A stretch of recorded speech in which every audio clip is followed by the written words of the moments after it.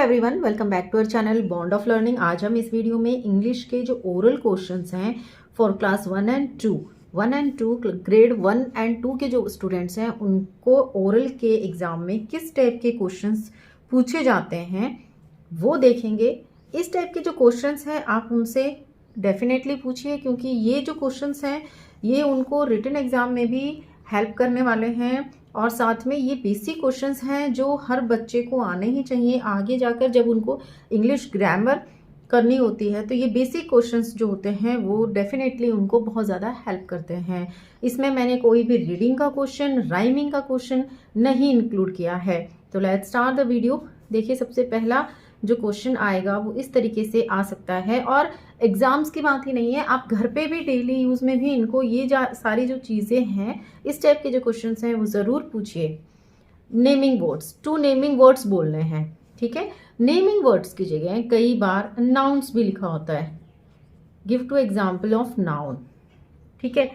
इसी क्वेश्चन को दूसरे तरीके से भी पूछा जाता है जब अगर आपके बच्चे क्लास 2 में हैं कि define noun, okay, and what are nouns. इस तरीके से भी एक क्वेश्चन को अलग अलग तरीके से आप पूछ सकते हैं, क्योंकि अलग अलग तरीके से पूछने से ही बच्चों के जो कॉन्सेप्ट्स हैं वो ज़्यादा क्लियर होते हैं। एक टाइप के क्वेश्चन का मतलब है कि वो उन्होंने याद कर लिया है। तो 2 एग्जाम्पल कोई भी दे सकते हैं। मैंने यहाँ पे टेबल और कैट लिखा है, उनको जो अच्छा लग रहा है, चाहे वो प्रॉपर है, कॉमन है, एनिमल में है, प्लेस में है, कोई भी है, क्योंकि यहाँ पे सिर्फ उनको नेमिंग वर्ड्स मतलब नाउन के एग्जाम्पल देने हैं। यही क्वेश्चन 5 एग्जाम्पल में भी आ सकता है कि 5 एग्जाम्पल्स देने हैं, ठीक है। आप अगर इसको और अच्छे से सिखाना चाहते हैं, ये तो एक क्वेश्चन का पैटर्न है, तो आप साथ में उनकी स्पेलिंग भी पूछिए जो वो बोल रहे हैं, ठीक है। Move to the question number 2, name 2 doing words. Doing words क्या होते हैं? जो भी एक्शन वर्ड्स होते हैं उन्हीं को फिर डूइंग वर्ड्स कह दिया जाता है। आगे चलकर इन्हीं को वर्ब कह दिया जाएगा क्लास 3-4 में, ठीक है। तो अभी से आप उनको डूइंग वर्ड्स के थ्रू ही समझा सकते हैं कि 2 डूइंग वर्ड्स बोलिए, जो भी एक्शन वर्ड्स हैं। जैसे कुक हो गया, डांस हो गया, इसको बच्चे कुक ना बोलकर कुकिंग बोलते हैं तो वो और भी अच्छा है, ठीक है। तो कुकिंग हो गया, डांसिंग हो गया, सिंगिंग हो गया, राइटिंग एटसेट्रा, बहुत सारे एग्जाम्पल्स हैं। Next, plural of tree. Tree का प्लूरल पूछा जा सकता है, बैलून का। अब यहाँ पे ऐसा नहीं है कि ट्री एंड बैलून ही है, आप अपने इर्द गिर्द देखिए कितने इस टाइप के क्वेश्चंस आप बना सकते हैं जिनके कि प्लूरल होते हैं और जो हम अपने डेली यूज़ में हम देखते हैं, ठीक है, और जिनको हम अपने बोलचाल की भाषा में यूज़ करते हैं। इस टाइप के प्लूरल्स वो आप पूछ सकते हैं, ठीक है। तो ये प्लूरल का एक क्वेश्चन है, एक पैटर्न है कि प्लूरल से क्वेश्चंस आप पूछिए। Next, opposite words. तो ऑपोजिट वर्ड्स से भी क्वेश्चंस आप डेफिनेटली उनसे पूछिए। सिंपल ऑपोजिट्स, मैंने कहा क्लास 1st and 2nd में है, कॉम्प्लिकेटेड जो है वो मत पूछिए, सिंपल पूछिए। चाहे ऑपोजिट का चैप्टर बुक में हो नहीं हो, जो भी स्टोरीज आप करते हैं, पैराग्राफ्स करते हैं, सिंपल लाइन जो आप करते हैं उसमें जो सिंपल वर्ड्स आते हैं जब आप मतलब समझाते हैं, जैसे फॉर एग्जाम्पल अगर बुक में जैसे कि दिया हुआ होता है डे, तो आप बता सकते हैं इसका ऑपोजिट होगा नाइट, थिक है तो थिन, हैप्पी है तो सैड, ठीक है, एंड अप है तो डाउन। इस तरीके से जो भी आप रीडिंग कराते हैं पैसेजेस की, पैराग्राफ्स की, स्टोरीज की, उनके थ्रू आप समझा सकते हैं उनको। ज़रूरी नहीं है कि एक चार्ट आपने बना लिया और एक साथ बच्चे को आप 10, 15, 20 लर्न करने के लिए दे रहे हैं, नहीं। जैसे जैसे आप उनकी स्टोरीज कवर करते हैं ना, उसमें आप उनको साथ साथ में समझा सकते हैं, हिंदी में भी और इंग्लिश में भी। Next we have the next question, make sentences. देखिए, ये बहुत इंपॉर्टेंट क्वेश्चन है, चाहे उनके एग्जाम्स में आए या नहीं आए, आप कोशिश करते रहिए कि घर पे बच्चों को छोटे छोटे जो वर्ड्स हैं वो देखकर उनसे सेंटेंस फ्रेम करवाने की कोशिश कीजिए, क्योंकि आगे जाकर ये बहुत काम आने वाला है। एक तो बच्चे सेंटेंस फ्रेम करना सीखेंगे, क्योंकि यूकेजी तक उन्होंने क्या सीखा होता है, टूटे फूटे जो वर्ड्स होते हैं, आई मीन जो वर्ड्स अरेंज किए होते हैं, स्पेलिंग्स होती हैं, फ्रूट्स वेजिटेबल्स, वही सीखे होते हैं। लंबे सेंटेंसेस, इवन सेंटेंसेस भी नहीं सीखे होते।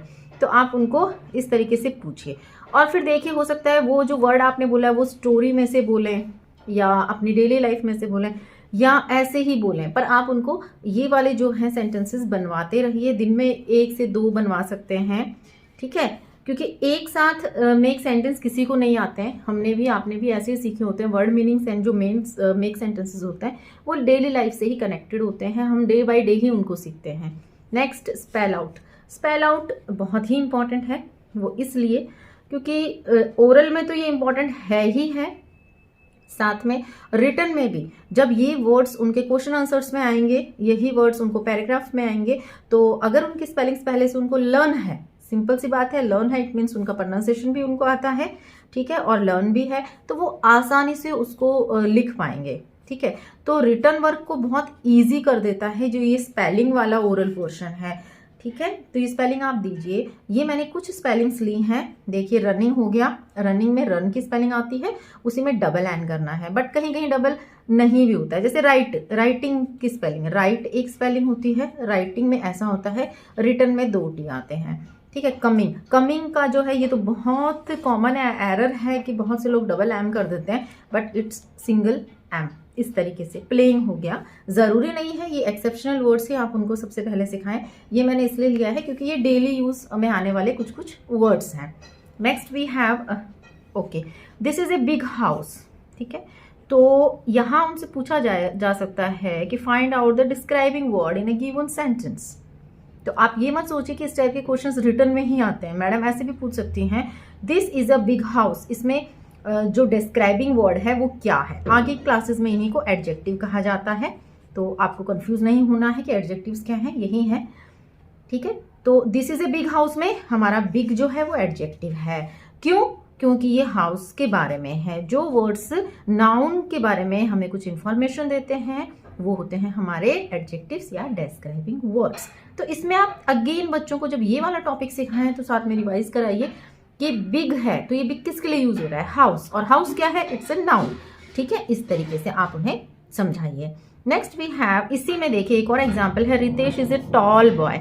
रितेश क्या है, एक लंबा बॉय है, लड़का है। तो ये जब आप सेंटेंस बोले इसमें आप पूछिए कि बेटा इसमें नाउन कौन कौन से हैं, तो बॉय भी है and Ritesh is also a noun, और एडजेक्टिव क्या है, डिस्क्राइबिंग वर्ड क्या है, इट इज टॉल। तो इस तरीके से साथ में लेकर चलिए, क्योंकि आगे जाकर हमें पता है up to standard 5th and 6th उनको जो पार्ट्स ऑफ स्पीच है वही करानी है। Now some more examples, which pronoun we can use for Nitin, Sheela, children and table, ठीक है। तो उनको पता है he, she, they, it noun होते हैं, वो सॉरी प्रोनाउन होते हैं। इसमें से अगेन आप सिंपली जब घर पे ओरल कराएं तो बच्चों से पूछिए कि बेटा प्रोनाउन कौन कौन से होते हैं, सबसे पहले प्रोनाउन कौन कौन से होते हैं, क्योंकि ना जब बहुत सारे बच्चे जब चीज़ें पढ़ लेते हैं ना, noun, adjective, adverb, describing word, action words, तो फिर क्या होता है ना कि बच्चे कंफ्यूज हो जाते हैं कि प्रोनाउन क्या होते हैं। आप उनको हिंदी में आ रहा है हिंदी में बोलने दीजिए, इंग्लिश में आ रहा है इंग्लिश में बोलने दीजिए, तो उनको पता होना चाहिए, क्विकली उनके माइंड में एक ऐसे वर्ड्स होने चाहिए कि प्रोनाउन ही, शी, इट, दे होता है, चाहे डेफिनेशन ना भी आए।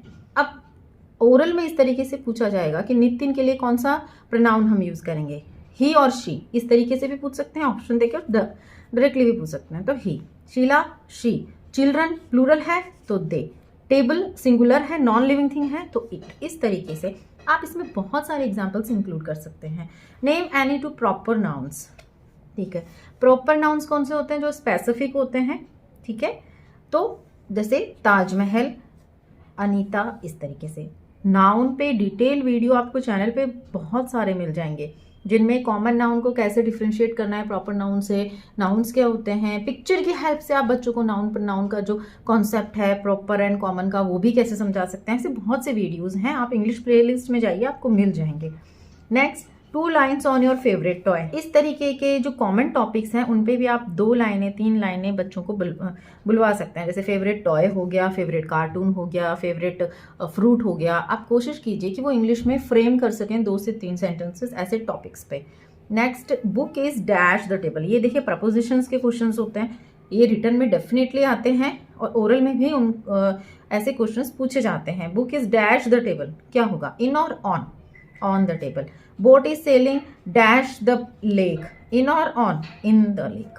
इस तरीके से ऐसे और भी हो सकते हैं, बट शुरू में आप क्या करें, 1st 2nd क्लास के बच्चे हैं तो जो सिंपल वाले प्रपोजिशंस हैं जैसे इन, ऑन, अंडर, बिटवीन, यही सारे लीजिए।